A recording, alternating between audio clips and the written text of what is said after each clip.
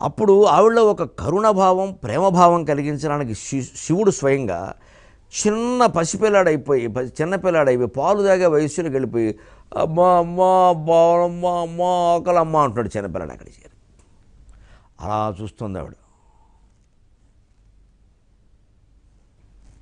చూసేసరికి వెంటనే చూడండి, అంత క్రోధమూర్తిలో ఆ పసిపిల్లను చూసేసరికి జాలేసింది. వెంటనే మీరు ఊరి సినిమా చూడండి, విజయవంతంగా ఆడుతోంది ఈ మధ్యన వచ్చి. దేశంగా సర్జికల్ స్ట్రైక్స్ అంటే ఏమిటో వివరంగా తెలియజేసే చిత్రం.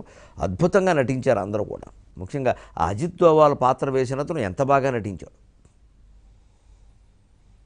ఉరి సినిమాలో. ఆ హీరో అతను బంధువుని చంపారనే కోపంలో అతను హీరో లోపలికి వెళ్ళినప్పుడు అక్కడ మొత్తం వెతుకుతాడు, అందరినీ మొత్తం లోపలందరినీ వేసేస్తాడు. ఓ చిన్నపిల్లాడు కనపడతాడు. వాడు ఈ గరుడ అనే వ్యూహంతో ఏదో పక్షి బొమ్మ పంపిస్తే వాళ్ళ రహస్యాలు తెలుసుకుందుకు అది నిజమైన పక్షి అనుకుని దాంతో ఏదో ఆడుకునే ప్రయత్నం చేస్తాడు. వాడు ఆడుకునే ప్రయత్నం చేయడం వల్ల కింద పడింది, పైకి లేచింది. చాలా గొప్పగా తీసాడు ఆ సినిమా, అద్భుతమైన దర్శకత్వం. అది వెళ్ళిపోయింది. తర్వాత ఆ పిల్లాడు అక్కడ ఉండిపోయాడు. ఆ పిల్లాడు కూడా చివరికి వాడు పిల్లాడైనా 10 ఏళ్ల కుర్రాళ్ళ ఉన్నాడు, అయినప్పటికీ వాడికి ఏం చేయాలో తెలియక తుపాకి పట్టుకుంటాడు.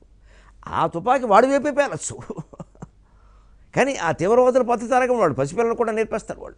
కానీ ఈ హీరోకి సర్జికల్ స్ట్రైక్స్ పేరు మీద లోపలికి వెళ్ళి అందరినీ తీవ్రవాదులను చంపిన వాడికి వాడిని చూడగానే జాలేసింది.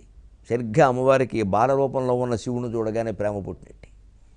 ఇప్పుడు ఈ పురాణ కథను మీరు ఊరి సినిమాకి అన్వయం చూడండి, పురాణ కథలు ఎంత గొప్ప అర్థమవుతుంది, ఊరి సినిమా కూడా ఎంత గొప్పదో అర్థం. వెంటనే జాలి పుట్టి అతను పిల్లాడు వాళ్ళంటే చంపాం, వీడిని ఎలా చంపుతామని. అతను చంపేస్తాడేమో అన్న భయం ఉండి కూడా ఆగు ఆగనట్టుగా ఇలా అంటూ వాడు భయపడుతుంటే దగ్గరికి వెళ్ళి మొత్తం మీద ఆ తుపాకీ వెనక్కి వంచి వాడి మీద పేలకుండా వీడి మీద పేలకుండా వచ్చి వాడు లోపలికి వెళ్ళి తలిపేసేస్తాడు. అంటే నేను చంపడం నా ఉద్దేశం కాదు, ఈ తీవ్రవాదాన్ని ఎదిరించడమే తప్ప అని ఆ పిల్లాడికి తెలియజేస్తే ఆ పిల్లాడిలో ఒక మార్పు వస్తే అవకాశం ఉందిగా, ఎందుకు రాకూడదు? ఇంతమందిని చంపినా నన్ను చంపలేదంటే భారతీయులు ఏం కోరుకుంటున్నారు? శాంతి కోరుకుంటున్నారు.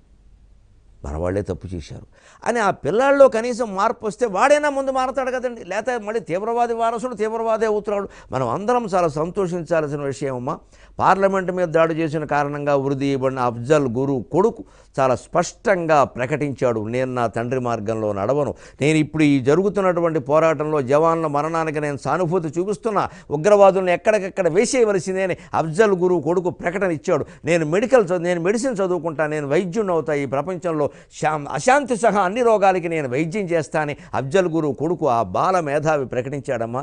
మనం అందరం అతను బాగుండాలని కోరుకోవాలి. మన హృదయాలు అలా ఉంటాయి. పార్లమెంటు మీద దాడి చేయడం వల్ల అఫ్జల్ గురు వృత్తిని సమర్థించాం, కానీ అతని కొడుకును మనం అఫ్జల్ గురు వారసుడుగా మనం పరికరించాం, అద్వైత వేదాంతానికి వారసుడుగా మనం చూస్తాం. మన భారతీయ దృష్టి అది.